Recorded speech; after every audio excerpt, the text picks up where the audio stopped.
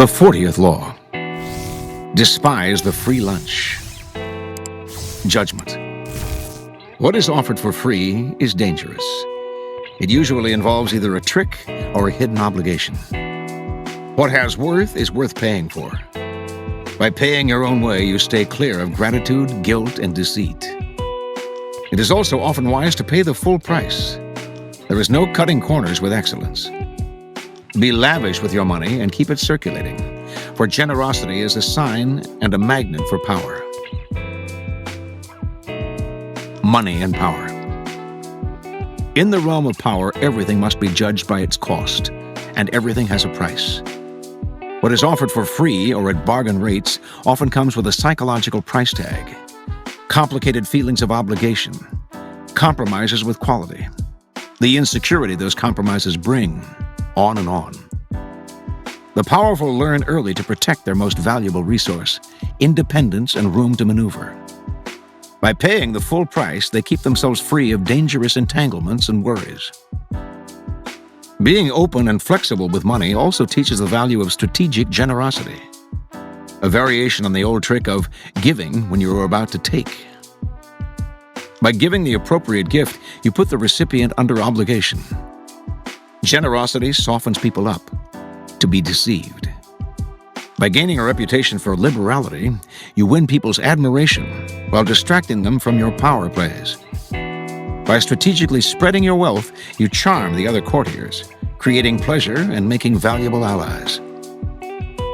Look at the masters of power, the Caesars, the Queen Elizabeths, the Michelangelos, the Medicis. Not a miser among them. Even the great con artists spend freely to swindle. Tight purse strings are unattractive.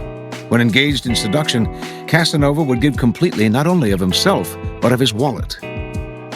The powerful understand that money is psychologically charged, and that it is also a vessel of politeness and sociability. They make the human side of money a weapon in their armory. For everyone able to play with money, thousands more are locked in a self-destructive refusal to use money creatively and strategically. These types represent the opposite pole to the powerful, and you must learn to recognize them, either to avoid their poisonous natures or to turn their inflexibility to your advantage. The greedy fish. The greedy fish take the human side out of money. Cold and ruthless, they see only the lifeless balance sheet, viewing others solely as either pawns or obstructions in their pursuit of wealth. They trample on people's sentiments and alienate valuable allies. No one wants to work with the greedy fish, and over the years they end up isolated, which often proves their undoing. Greedy fish are the con artists' bread and butter. Lured by the bait of easy money, they swallow the ruse, hook, line, and sinker. They are easy to deceive, for they spend so much time dealing with numbers, not with people, that they become blind to psychology, including their own. Either avoid them before they exploit you, or play on their greed to your gain. The bargain demon. Powerful people judge everything by what it costs, not just in money, but in time, dignity, and peace of mind. And this is exactly what bargain demons cannot do. Wasting valuable time digging for bargains, they worry endlessly about what they could have gotten elsewhere for a little less. On top of that, the bargain item they do buy is often shabby. Perhaps it needs costly repairs, or will have to be replaced twice as fast as a high-quality item. The cost of these pursuits, not always in money, for the price of a bargain is often deceptive, but in time and peace of mind, discourage normal people from undertaking them. But for the bargain demon, the bargain is an end in itself. These types might seem to harm only themselves, but their attitudes are contagious. Unless you resist them, they will infect you with the insecure feeling that you should have looked harder to find a cheaper price. Don't argue with them or try to change them. Just mentally add up the cost in time and inner peace, if not in hidden financial expense, of the irrational pursuit of a bargain. The sadist. Financial sadists play vicious power games with money as a way of asserting their power. They might, for example, make you wait for money that is owed to you, promising you that the check is in the mail. Or if they hire you to work for them, they meddle in every aspect of the job, haggling and giving you ulcers. Sadists seem to think that paying for something gives them the right to torture and abuse the seller. They have no sense of the courtier element in money. If you are unlucky enough to get involved with this type, accepting a financial loss may be better in the long run than getting entangled in their destructive power games. The Indiscriminate Giver. Generosity has a definite function in power. It attracts people, softens them up, makes allies out of them. But it has to be used strategically, with a definite end in mind. Indiscriminate givers, on the other hand, are generous because they want to be loved and admired by all. And their generosity is so indiscriminate and needy that it may not have the desired effect. If they give to one and all, why should the recipient feel special? Attractive as it may seem to make an indiscriminate giver your mark, in any involvement with this type, you will often feel burdened by their insatiable emotional needs.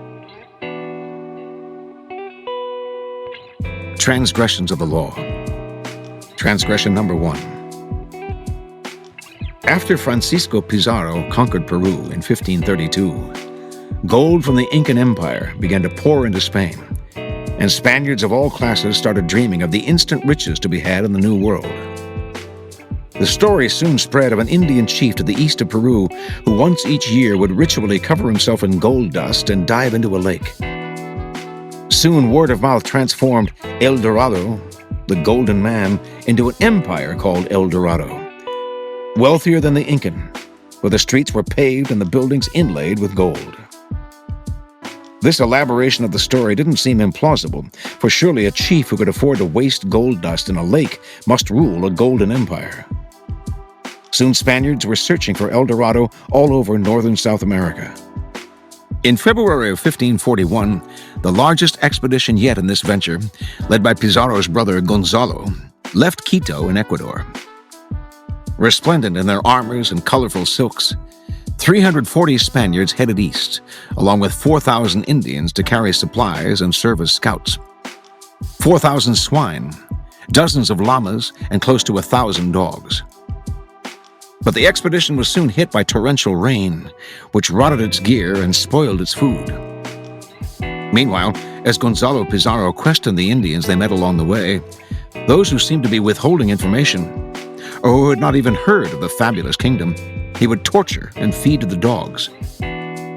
Word of the Spaniards' murderousness spread quickly among the Indians, who realized that the only way to avoid Gonzalo's wrath was to make up stories about El Dorado and send him as far away as possible.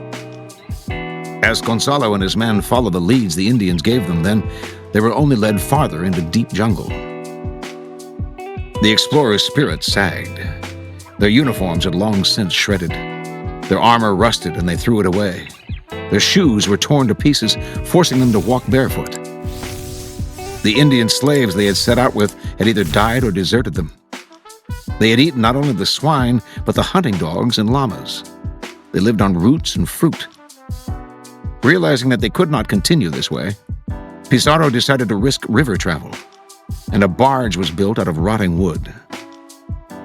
But the journey down the treacherous Napo River proved no easier. Setting up camp on the river's edge, Gonzalo sent scouts ahead on the barge to find Indian settlements with food. He waited and waited for the scouts to return, only to find out they had decided to desert the expedition and continue down the river on their own. The rain continued without end.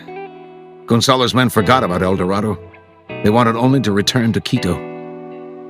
Finally, in August of 1542, a little over 100 men, from an expedition originally numbering in the thousands, managed to find their way back. To the residents of Quito, they seemed to have emerged from hell itself, wrapped in tatters and skins, their bodies covered in sores, and so emaciated as to be unrecognizable.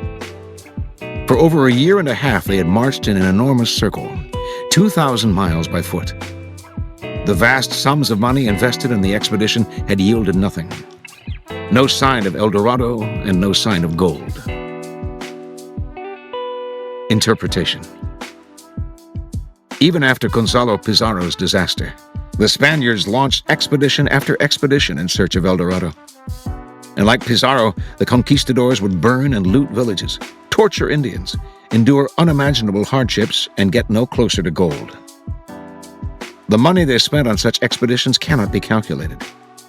Yet despite the futility of the search, the lure of the fantasy endured. Not only did the search for El Dorado cost millions of lives, both Indian and Spanish, it helped bring the ruin of the Spanish Empire. Gold became Spain's obsession. The gold that did find its way back to Spain, and a lot did, was reinvested in more expeditions, or in the purchase of luxuries, rather than in agriculture or any other productive endeavor. Whole Spanish towns were depopulated as their menfolk left to hunt gold.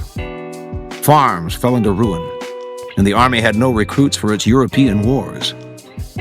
By the end of the 17th century, the entire country had shrunk by more than half of its population.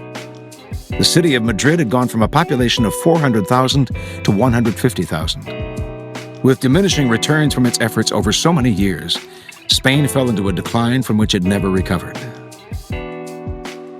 Power requires self-discipline.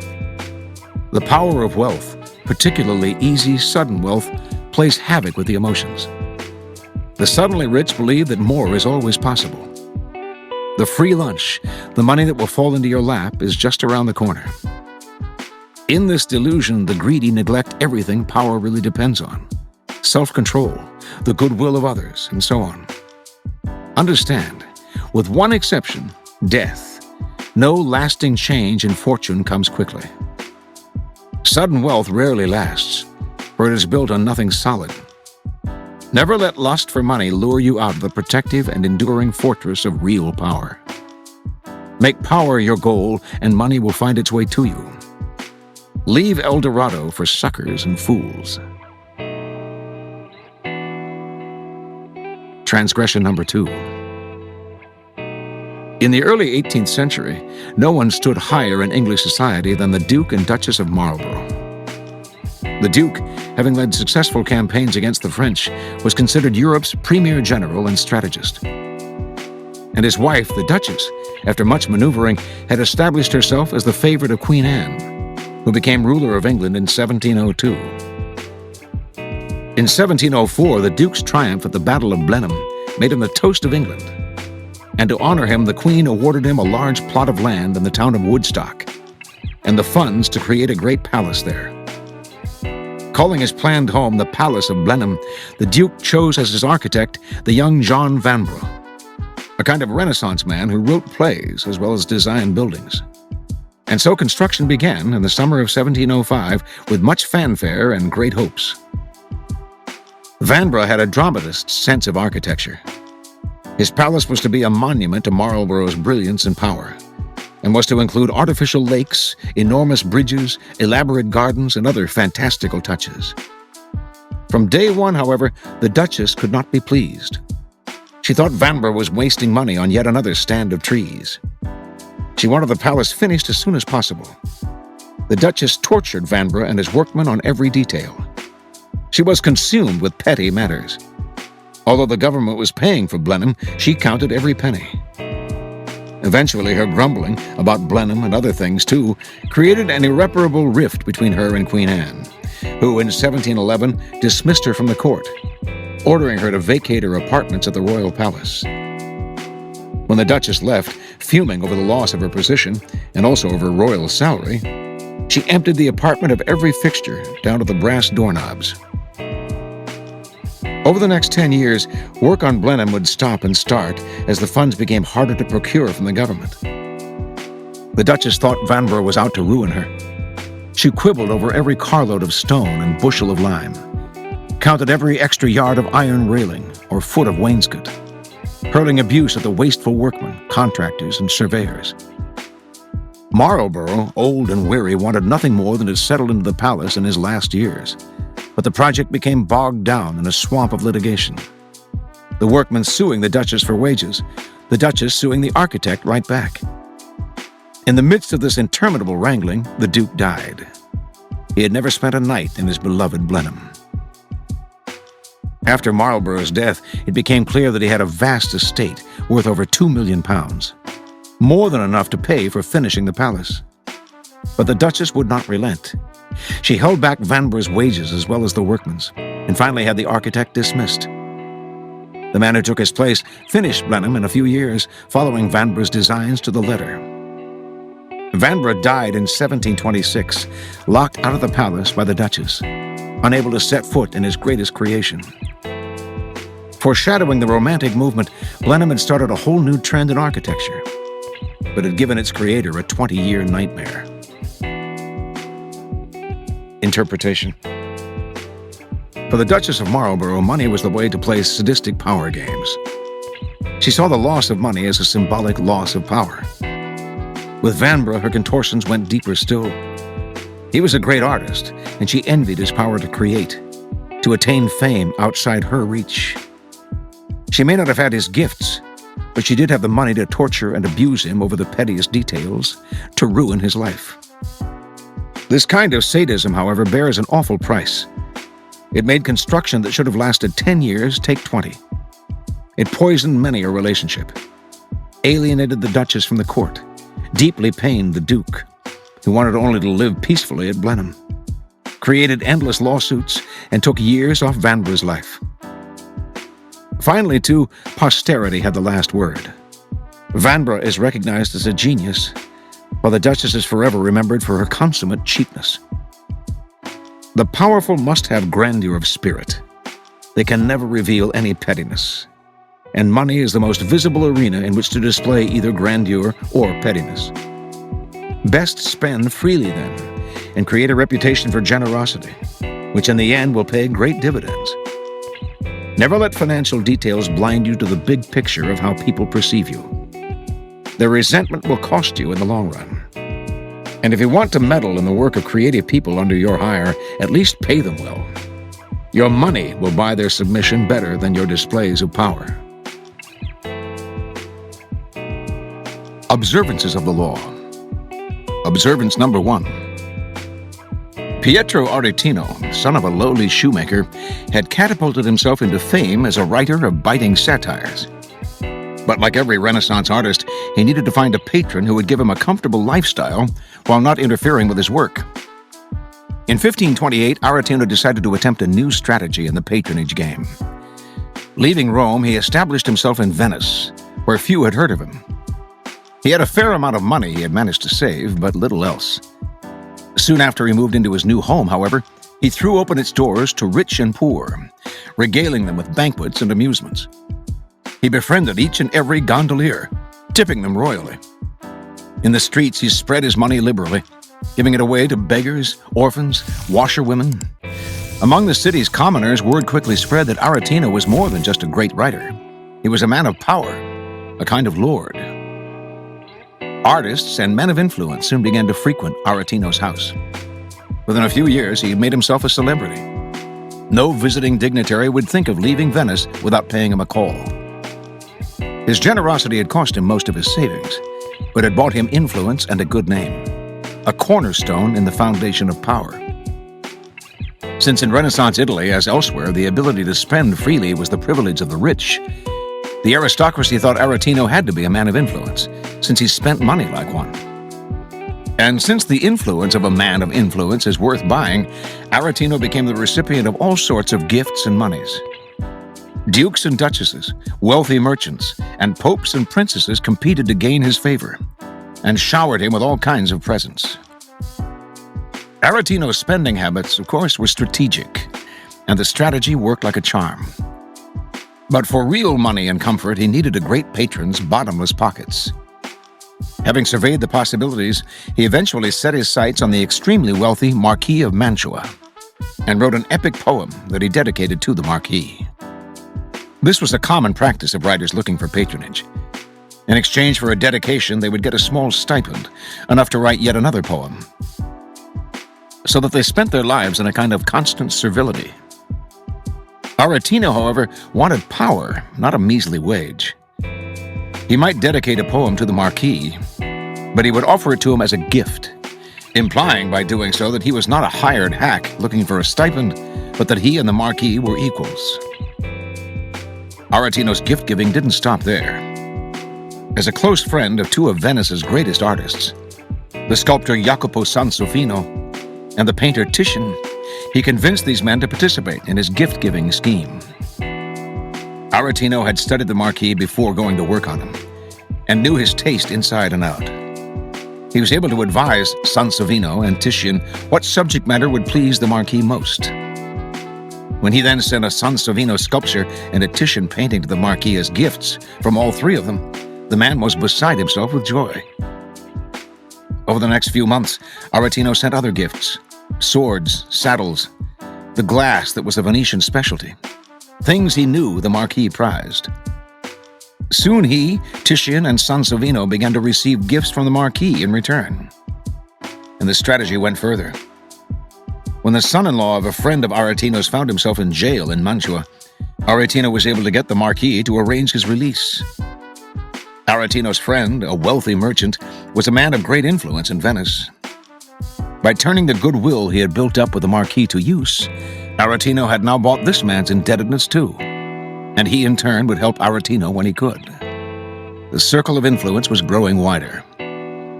Time and again, Aretino was able to cash in on the immense political power of the Marquis, who also helped him in his many court romances. Eventually, however, the relationship became strained, as Aretino came to feel that the Marquis should have requited his generosity better. But he would not lower himself to begging or whining. Since the exchange of gifts between the two men had made them equals, it would not seem right to bring up money. He simply withdrew from the Marquis's circle and hunted for other wealthy prey, settling first on the French King Francis, then the Medicis, the Duke of Urbino, Emperor Charles V, and more.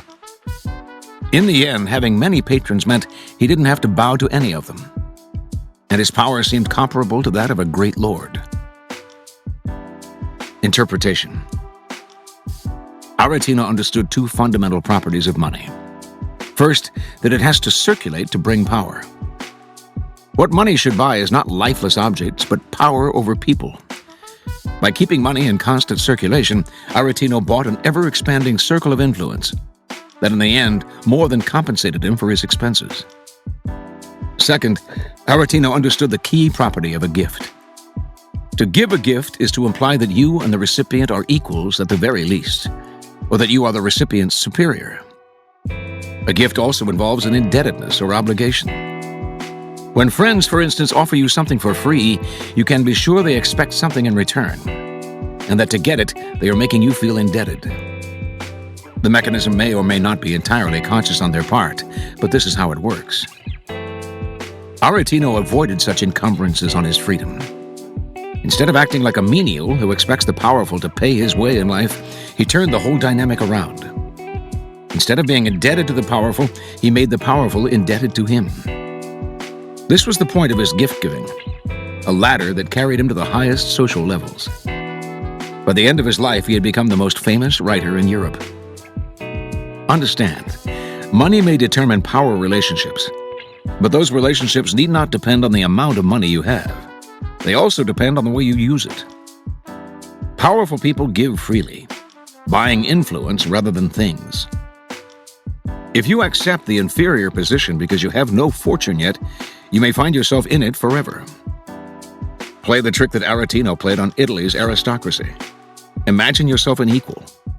Play the Lord, give freely, open your doors, circulate your money, and create the facade of power through the alchemy that transforms money into influence. Observance number 2. Soon after Baron James Rothschild made his fortune in Paris in the early 1820s, he faced his most intractable problem. How could a Jew and a German, a total outsider to French society, win the respect of the xenophobic French upper classes? Rothschild was a man who understood power. He knew that his fortune would bring him status, but that if he remained socially alienated, neither his status nor his fortune would last. So he looked at the society of the time and asked what would win their hearts. Charity? The French couldn't care less. Political influence? He already had that, and if anything, it only made people more suspicious of him. The one weak spot, he decided, was boredom. In the period of the restoration of the monarchy, the French upper classes were bored. So Rothschild began to spend astounding sums of money on entertaining them. He hired the best architects in France to design his gardens and ballroom. He hired Marie-Antoine Carême, the most celebrated French chef, to prepare the most lavish parties Paris had ever witnessed. No Frenchman could resist, even if the parties were given by a German Jew. Rothschild's weekly soirees began to attract bigger and bigger numbers. Over the next few years, he won the only thing that would secure an outsider's power: social acceptance. Interpretation.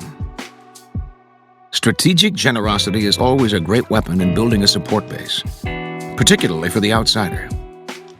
But the Baron de Rothschild was cleverer still. He knew it was his money that had created the barrier between him and the French, making him look ugly and untrustworthy. The best way to overcome this was literally to waste huge sums, a gesture to show he valued French culture and society over money. What Rothschild did resembled the famous potlatch feasts of the American Northwest. By periodically destroying its wealth in a giant orgy of festivals and bonfires, an Indian tribe would symbolize its power over other tribes. The base of its power was not money, but its ability to spend, and its confidence in a superiority that would restore to it all that the potlatch had destroyed. In the end, the Baron's soirees reflected his desire to mingle not just in France's business world, but in its society. By wasting money on his potlatches, he hoped to demonstrate that his power went beyond money into the more precious realm of culture. Rothschild may have won social acceptance by spending money, but the support base he gained was one that money alone couldn't buy. To secure his fortune, he had to waste it. That is strategic generosity in a nutshell. The ability to be flexible with your wealth, putting it to work, not to buy objects, but to win people's hearts. Observance number 3. The Medicis of Renaissance Florence had built their immense power on the fortune they had made in banking. But in Florence, centuries-old republic that it was, the idea that money bought power went against all the city's proud democratic values. Cosimo de' Medici, the first of the family to gain great fame, worked around this by keeping a low profile. He never flaunted his wealth. But by the time his grandson Lorenzo came of age, in the 1470s, the family's wealth was too large and their influence too noticeable to be disguised any longer. Lorenzo solved the problem in his own way by developing the strategy of distraction that has served people of wealth ever since. He became the most illustrious patron of the arts that history has ever known. Not only did he spend lavishly on paintings, he created Italy's finest apprentice schools for young artists. It was in one of these schools that the young Michelangelo first caught the attention of Lorenzo, who invited the artist to come and live in his house. He did the same with Leonardo da Vinci. Once under his wing, Michelangelo and Leonardo requited his generosity by becoming loyal artists in his stable. Whenever Lorenzo faced an enemy, he would wield the weapon of patronage. When Pisa, Florence's traditional enemy, threatened to rebel against it in 1472, Lorenzo placated its people by pouring money into its university, which had once been its pride and joy but had long ago lost its luster. The Pisans had no defense against this insidious maneuver, which simultaneously fed their love of culture and blunted their desire for battle. Interpretation. Lorenzo undoubtedly loved the arts, but his patronage of artists had a practical function as well, of which he was keenly aware. In Florence at the time, banking was perhaps the least admired way of making money, and was certainly not a respected source of power. The arts were at the other pole, the pole of quasi-religious transcendence. By spending on the arts, Lorenzo diluted people's opinions of the ugly source of his wealth, disguising himself in nobility. There is no better use of strategic generosity than that of distracting attention from an unsavory reality and wrapping oneself in the mantle of art or religion. Observance number 4. Louis XIV had an eagle eye for the strategic power of money. When he came to the throne, the powerful nobility had recently proven a thorn on the monarchy's side and seethed with rebelliousness. So he impoverished these aristocrats by making them spend enormous sums on maintaining their position in the court. Making them dependent on royal largesse for their livelihood, he had them in his claws. Next, Louis brought the nobles to their knees with strategic generosity. It would work like this. Whenever he noticed a stubborn courtier whose influence he needed to gain, or whose troublemaking he needed to squelch, he would use his vast wealth to soften the soil. First, he would ignore his victim, making the man anxious. Then the man would suddenly find that his son had been given a well-paid post, or that funds had been spent liberally in his home region, or that he had been given a painting he had long coveted. Presents would flow from Louis's hands. Finally, weeks or months later, Louis would ask for the favor he had needed all along. A man who had once vowed to do anything to stop the king would find he had lost the desire to fight. A straightforward bribe would have made him rebellious. This was far more insidious. Facing hardened earth in which nothing could take root, Louis loosened the soil before he planted its seeds. Interpretation. Louis understood that there is a deep-rooted emotional element in our attitude to money, an element going back to childhood. When we're children, all kinds of complicated feelings about our parents center around gifts. We see the giving of a gift as a sign of love and approval, and that emotional element never goes away. The recipients of gifts, financial or otherwise, are suddenly as vulnerable as children, especially when the gift comes from someone in authority. They cannot help opening up. Their will is loosened, as Louis loosened the soil. To succeed best, the gift should come out of the blue. It should be remarkable for the fact that a gift like it has never been given before, or for being preceded by a cold shoulder from the giver. The more often you give to particular people, the blunter this weapon becomes. If they don't take your gifts for granted, becoming monsters of ingratitude, they will resent what appears to be charity. The sudden, unexpected, one-time gift will not spoil your children. It will keep them under your thumb. Observance number 5. The antique dealer Fushimiya, who lived in the city of Edo, former name for Tokyo, in the 17th century, once made a stop at a village tea house. After enjoying a cup of tea, he spent several minutes scrutinizing the cup, which he eventually paid for and took away with him. A local artisan watching this waited until Fushimiya left the shop, then approached the old woman who owned the tea house and asked her who this man was. She told him it was Japan's most famous connoisseur, antique dealer to the Lord of Izumo. The artisan ran out of the shop, caught up with Fushimiya, and begged him to sell him the cup, which must clearly be valuable if Fushimiya judged it so. Fushimiya laughed heartily. "It's just an ordinary cup of bizenware," he explained, "and it is not valuable at all. The reason I was looking at it was that the steam seemed to hang about it strangely, and I wondered if there was a leak somewhere." Devotees of the tea ceremony were interested in any odd or accidental beauty in nature. Since the artisan still seemed so excited about it, Fushimiya gave him the cup for free. The artisan took the cup around, trying to find an expert who would appraise it at a high price. But since all of them recognized it as an ordinary teacup, he got nowhere. Soon he was neglecting his own business, thinking only of the cup and the fortune it could bring. Finally, he went to Edo to talk to Fushimiya at his shop. There, the dealer, realizing that he had inadvertently caused this man pain by making him believe the cup had great worth, paid him 100 ryo, gold pieces, for the cup as a kindness. The cup was indeed mediocre, but he wanted to rid the artisan of his obsession, while also allowing him to feel that his effort had not been wasted. The artisan thanked him and went on his way. Soon word spread of Fushimiya's purchase of the teacup. Every dealer in Japan clamored for him to sell it, since a cup he had bought for 100 ryo must be worth much more. He tried to explain the circumstances in which he had bought the cup, but the dealers could not be dissuaded. Fushimiya finally relented and put the cup up for sale. During the auction, 2 buyers simultaneously bid 200 ryo for the teacup, and then began to fight over who had bid first. Their fighting tipped over a table, and the teacup fell to the ground and broke into several pieces. The auction was clearly over. Fushimiya glued and mended the cup, then stored it away, thinking the affair finished. Years later, however, the great tea master Matsudaira Fumai visited the store and asked to see the cup, which by then had become legendary. Fumai examined it. "As a piece," he said, "it is not up to much. But a tea master prizes sentiment and association more than intrinsic value." He bought the cup for a high sum. A glued-together work of less than ordinary craftsmanship had become one of the most famous objects in Japan. Interpretation.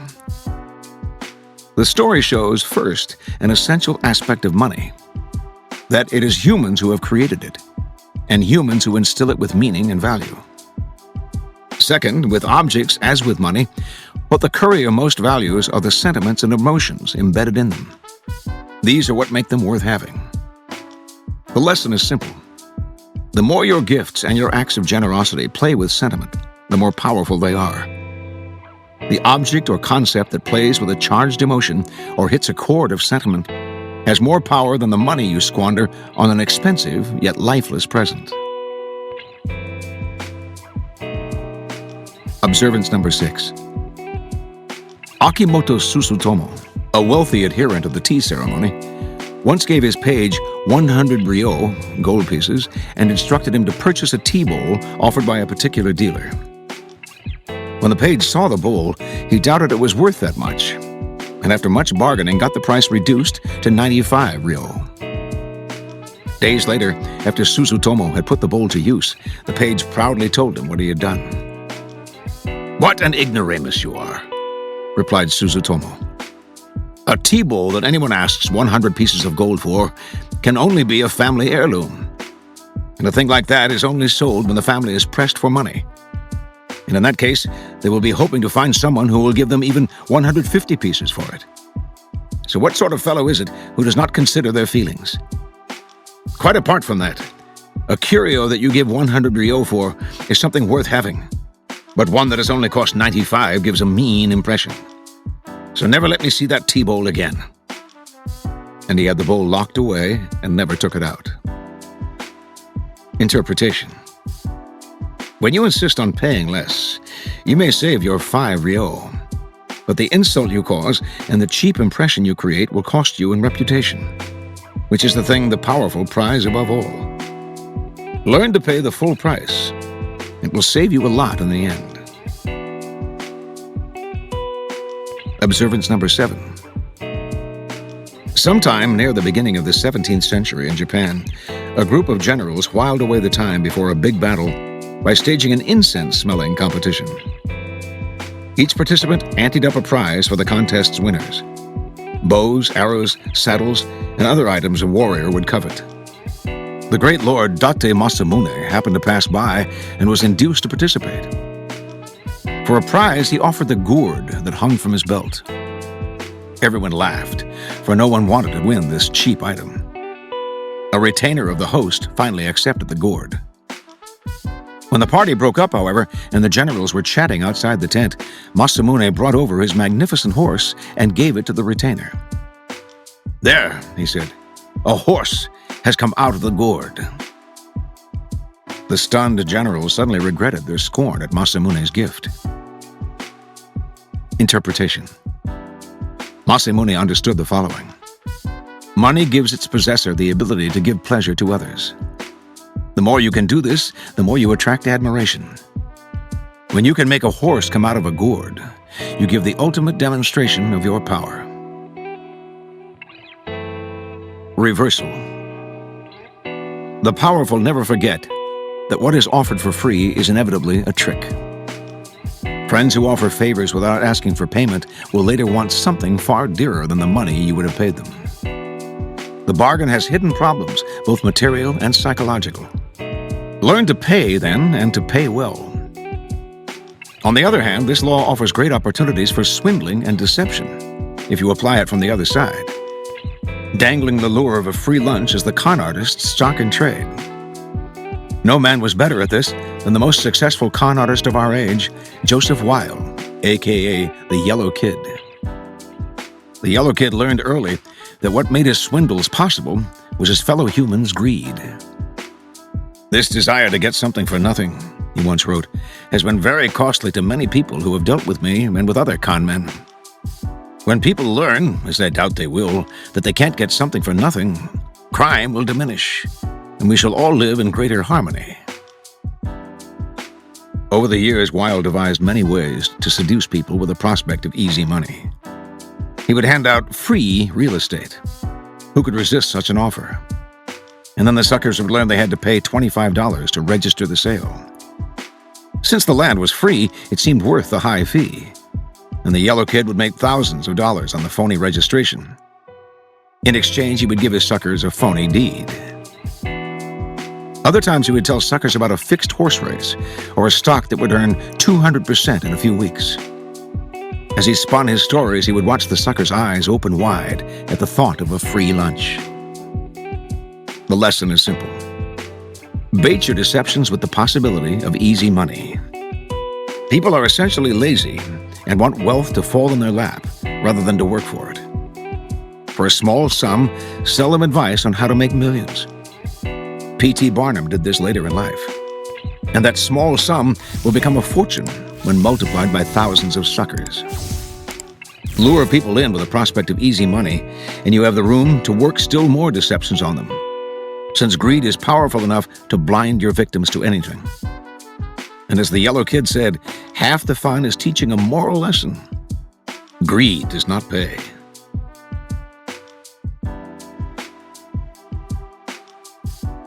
Here are some further reflections on this law. From the Muqaddimah, Ibn Khaldun, Buried Treasure. Many weak-minded persons in cities hope to discover property under the surface of the earth and to make some profit from it. In the Maghreb, there are many Berbers students who are unable to make a living by natural ways and means. They approach well-to-do people with papers that have torn margins and contain either non-Arabic writing or what they claim to be the translation of a document written by the owner of buried treasures, giving the clue to the hiding place. In this way, they try to get their sustenance by persuading the well-to-do to send them out to dig and hunt for treasure. Occasionally, one of these treasure hunters displays strange information or some remarkable trick of magic with which he fools people into believing his other claims, although in fact he knows nothing of magic and its procedures. The things that have been said about treasure hunting have no scientific basis, nor are they based on factual information. It should be realized that although treasures are found, this happens rarely and by chance, not by systematic search. Those who are deluded or afflicted by these things must take refuge in God from their inability to make a living and their laziness in this respect. They should not occupy themselves with absurdities and untrue stories. From the Fables of Aesop, the Miser. A miser, to make sure of his property, sold all that he had and converted it into a great lump of gold, which he hid in a hole in the ground and went continually to visit and inspect it. This roused the curiosity of one of his workmen, who, suspecting that there was a treasure, when his master's back was turned, went to the spot and stole it away. When the miser returned and found the place empty, he wept and tore his hair. But a neighbor who saw him in this extravagant grief and learned the cause of it said, "Fret thyself no longer, but take a stone and put it in the same place, and think that it is your lump of gold. For as you never meant to use it, the one will do as much good as the other." The worth of money is not in its possession, but in its use. From The Unspoken Way by Michihiro Matsumoto. There is a popular saying in Japan that goes, "Tada yori taki mono wanai," meaning, nothing is more costly than something given free of charge. From the Dermis Probe, Idris Shah. Money.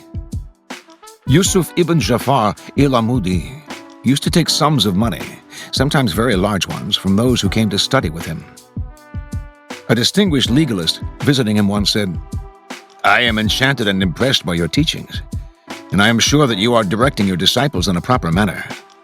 But it is not in accordance with tradition to take money for knowledge. Besides, the action is open to misinterpretation. L.R. Moody said, "I have never sold any knowledge. There is no money on earth sufficient to pay for it. As for misinterpretation, the abstaining from taking money will not prevent it, for it will find some other object. Rather, you should know that a man who takes money may be greedy for money, or he may not. But a man who takes nothing at all is under the gravest suspicion of robbing the disciple of his soul." People who say, "I take nothing," may be found to take away the volition of their victim.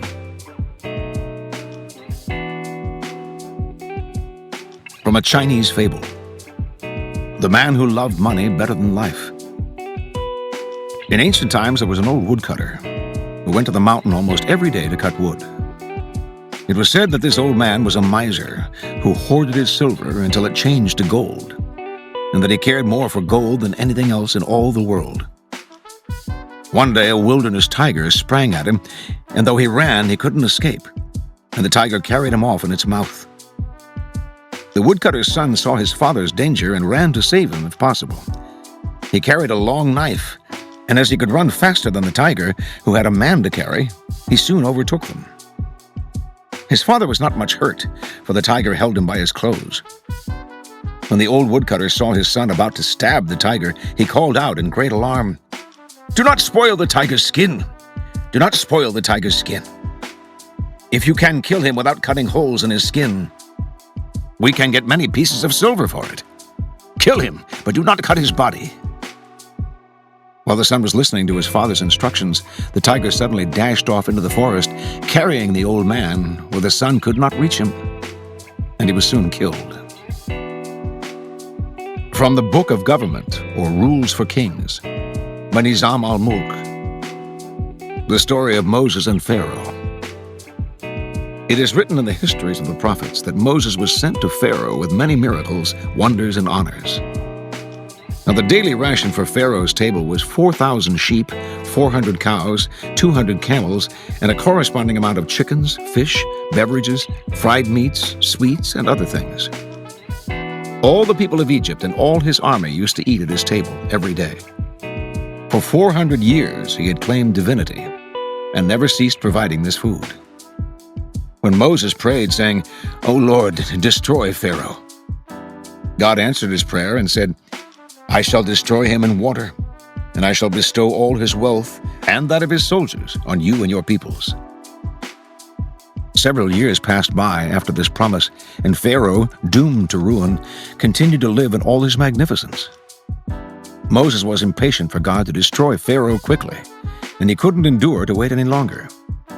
So he fasted for 40 days and went to Mount Sinai, and in his communing with God he said, "O Lord, thou didst promise that thou wouldst destroy Pharaoh, and still he has forsaken none of his blasphemies and pretensions.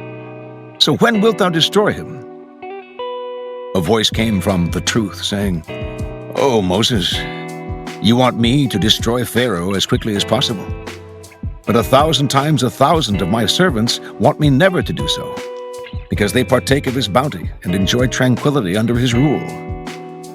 By my power I swear that as long as he provides abundant food and comfort for my creatures, I shall not destroy him." Moses said, "Then when will thy promise be fulfilled?" God said, "My promise will be fulfilled when he withholds his provision from my creatures. If ever he begins to lessen his bounty, know that his hour is drawing near." It chanced that one day Pharaoh said to Haman, "Moses has gathered the sons of Israel about him, and is causing us disquiet. We know not what will be the issue of his affair with us. We must keep our stores full, lest at any time we be without resources. So we must have our daily rations and keep the saving in reserve." He deducted 2,000 sheep, 200 cows, and 100 camels, and similarly every 2 or 3 days reduced the ration. Moses then knew that the promise of the truth was near to fulfillment, for excessive economy is a sign of decline and a bad omen. The masters of tradition say that on the day when Pharaoh was drowned, only 2 ewes had been killed in his kitchen. Nothing is better than generosity. If a man is rich and desires, without a royal charter, to act like a lord, If he wants men to humble themselves before him, to revere him and call him Lord and Prince, then tell him every day to spread a table with victuals. All those who have acquired renown in the world have gained it mainly through hospitality, while the miserly and avaricious are despised in both worlds. From the Histories of Herodotus, the Flame-Colored Cloak. During the campaign of Cambyses in Egypt, a great many Greeks visited that country for one reason or another. Some, as was to be expected, for trade, some to serve in the army, others, no doubt, out of mere curiosity, to see what they could see. Amongst the sightseers was Iases, son of Siloson, the exiled brother of Polycrates of Samos. While he was in Egypt, Siloson had an extraordinary stroke of luck. He was hanging about the streets of Memphis, dressed in a flame-colored cloak, when Darius, who at that time was a member of Cambyses' guard, and not yet of any particular importance, happened to catch sight of him, and, seized with a sudden longing to possess the cloak, came up to Siloson and made him an offer for it. His extreme anxiety to get it was obvious enough to Siloson, who was inspired to say, "I am not selling this for any money, but if you must have it, I will give it to you for free." Darius thereupon thanked him warmly and took it. Siloson at the moment merely thought he had lost it by his foolish good nature. Then came the death of Cambyses and the revolt of the Seven against the Magus, and Darius ascended the throne. Siloson now had the news that the man whose request for the flame-colored cloak he had formerly gratified in Egypt had become king of Persia. He hurried to Susa, sat down at the entrance of the royal palace, and claimed to be included in the official list of the king's benefactors. The sentry on guard reported his claim to Darius, who asked in surprise who the man might be. "For surely," he said, "as I have so recently come to the throne, there cannot be any Greek to whom I am indebted for a service. Hardly any of them have been here yet, and I certainly cannot remember owing anything to a Greek. But bring him in all the same, that I may know what he means by this claim." The guard escorted Siloson into the royal presence, and when the interpreters asked him who he was and what he had done to justify the statement that he was the king's benefactor, he reminded Darius of the story of the cloak, and said that he was the man who had given it to him. "Sir," exclaimed Darius, "you are the most generous of men. For while I was still a person of no power or consequence, you gave me a present. Small indeed, but deserving then as much gratitude from me as with the most splendid of gifts today. I will give you in return more silver and gold than you can count, that you may never regret that you once did a favor to Darius, the son of Hystaspes." "My lord," replied Siloson, "do not give me gold or silver, but recover Samos for me, my native island, which now, since Oretes killed my brother Polycrates, is in the hands of one of our servants. Let Samos be your gift to me, but let no man in the island be killed or enslaved." Darius consented to Siloson's request and dispatched a force under the command of Otanes, one of the seven, with orders to do everything that Siloson had asked. From Arthur Schopenhauer.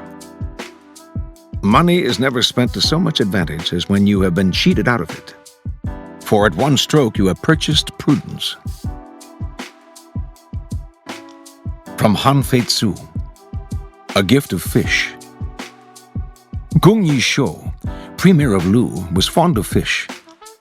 Therefore people in the whole country conscientiously bought fish, which they presented to him. However, Kung Yi would not accept the presents. Against such a step, his younger brother remonstrated with him and said, "You like fish indeed. Why don't you accept the present of fish?" In reply, he said, "It is solely because I like fish that I would not accept the fish they gave me. Indeed, if I accept the fish, I will be placed under an obligation to them. Once placed under an obligation to them, I will sometime have to bend the law. If I bend the law, I will be dismissed from the premiership. After being dismissed from the premiership, I might not be able to supply myself with fish. On the contrary, if I do not accept the fish from them and am not dismissed the premiership, however fond of fish, I can always supply myself with fish." From Yellow Kid Weil. I took money only from those who could afford it and were willing to go in with me in schemes they fancied would fleece others. They wanted money for its own sake. I wanted it for the luxuries and pleasures it would afford me. They were seldom concerned with human nature. They knew little and cared less about their fellow men. If they had been keener students of human nature, if they had given more time to companionship with their fellows and less to the chase of the almighty dollar, they wouldn't have been such easy marks.